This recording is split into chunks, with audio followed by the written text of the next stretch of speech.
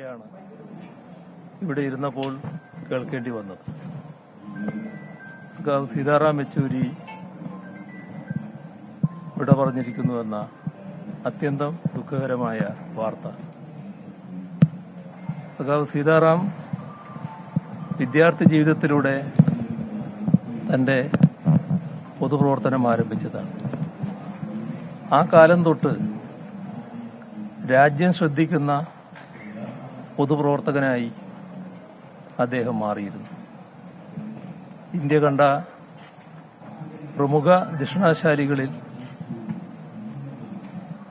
ഉന്നത നിരയിൽ തന്നെയാണ് സീതാറാമിന്റെ സ്ഥാനം എക്കാലം.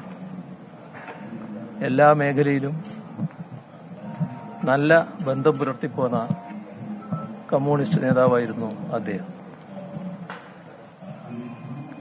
ശക്തരായ കമ്മ്യൂണിസ്റ്റ് എതിരാളികൾക്ക് പോലും അങ്ങേയറ്റം ആദരവോടെ സ്നേഹത്തോടെ സമീപിക്കാൻ കഴിഞ്ഞ ഒരു നേതാവ് കൂടിയായിരുന്നു സഖാവ് സീതാറാം.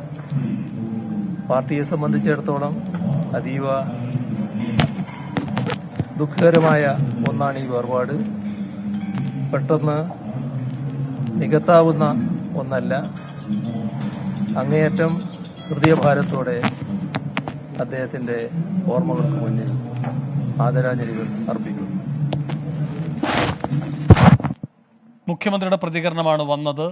ഇന്ത്യ കണ്ട പ്രമുഖ ധിഷണാശാലികളിൽ ഉന്നത സ്ഥാനീയനാണ് സീതാറാം യെച്ചൂരി. അതീവ ദുഃഖകരമായ വേർപാടാണ് ഉണ്ടായിരിക്കുന്നത്.